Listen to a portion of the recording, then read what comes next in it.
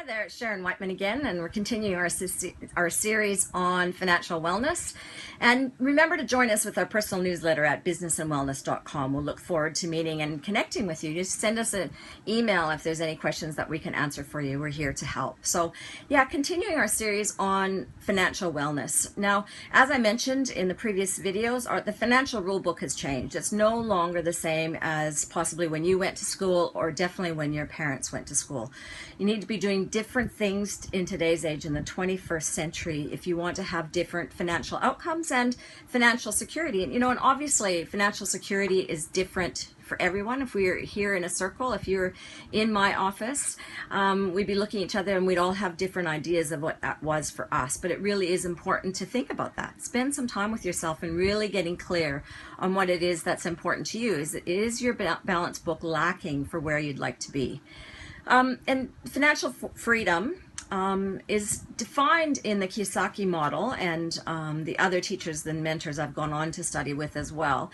And it's pretty obvious if you think about it, but it's when your incoming is greater than your outgoing. And to add an extra, the leading business visionaries and big minds around the planet, like Richard Branson, Robert Kiyosaki, Donald Trump. I'll print a picture of my favorite ones and I'll show it to you, but they all say that the most important thing is to develop something that they call passive income.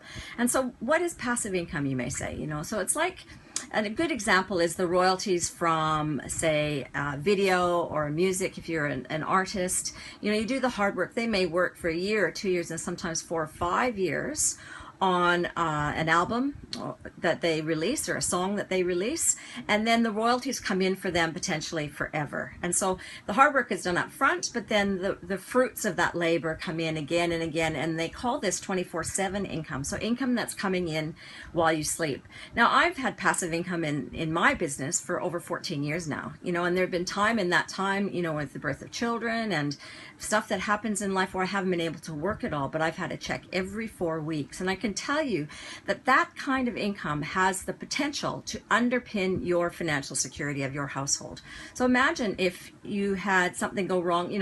So many things can go wrong, whether it's one income stream disappearing out of the household, or a loss of a job, or an illness, or whatever. What if you had a safety net? What if you had that extra passive income, even if it's only a few thousand a month extra income that you're looking for? How valuable of an asset is that? And we'll talk more in the upcoming videos about how to evaluate passive income as an actual asset for you. Now, the other thing that I want to talk to when we're talking about income and passive income, and do you have enough, and do you have what you want, is there's a concept that Robert Kiyosaki created with the help of his rich dad, he calls them. And I'll just show you this picture here. You can see here that's cash flow quadrant, and on that you can see there's an E and the S and the B and the I. So ultimately, just imagine a cross in front of you, and ESBI. On the left hand side is E and S, E at the top and S on the bottom. Now, but that stands for employee and self-employed. Now, this whole vision, or this tool, is just to be analyzing your situation, to put how you think about money and how you think about income and cash flow into a wealthy mindset perspective. So thinking like a person who knows what to do with their money. And that, it really just is a learning curve. I started out knowing nothing, and years have gone by, and we have multiple real estate investments and a passive income residual business. And it really has changed our family's life. Now, E stands for employees. So obviously employees, they talk about, their income stops when they're not working. They're working in a job, they have an employer, they can never rise themselves up above their boss. Ultimately, they're always, they could put in 200% effort and the person next to them putting in 50%, and they'll both be getting paid the same amount. So there's limited opportunities for advancement.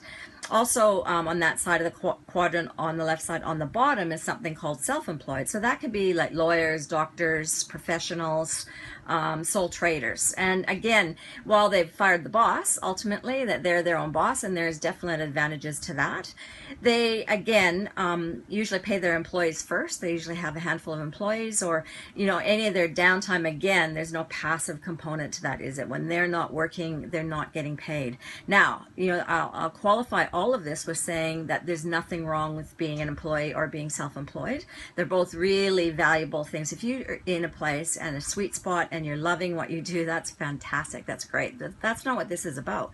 But you know, Robert and Kim Kiyosaki and the other educators that I've learned from, they would tell you that, you know, the key to financial success is to be not spending all you earn and doing something good with what's left over. So even an employee or self-employed person can definitely develop passive income with that extra income that they skim off the top, and making that a priority.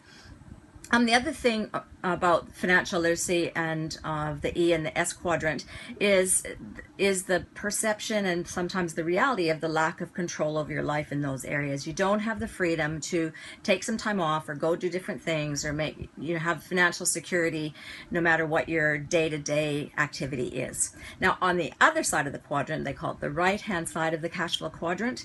That's for B and I. So B is for business, and Kiyosaki would say big business, possibly over 500 employees, and a business is structured as such it's stable and functioning on its own. You're leveraged out of the day-to-day activities where you could leave it for a year and the income would be stable and still coming in for you.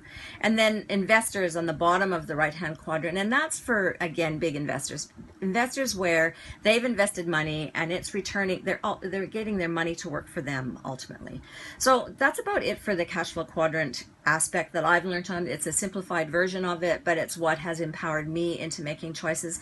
And I think the final point on financial literacy and the cash flow quadrant that I'd like to make today is that 80% of people are on the left-hand side of the quadrant. So they're either employed or self-employed. And only 20% are on the right hand. They're in the business and the investors. But the really sad part is that 80% on the left-hand side only has access to about 10% of the global wealth that's out there. So 80% of people are employed or self-employed, and they're only living in about 10% of the global wealth, whereas 20% of the rich and famous on the right, and they have access and they're controlling 90% of the world, of the globe's financial assets. And so, you know, like whoever you are when you're here, if this is interesting to you, if you'd like to make a change for that, you really can.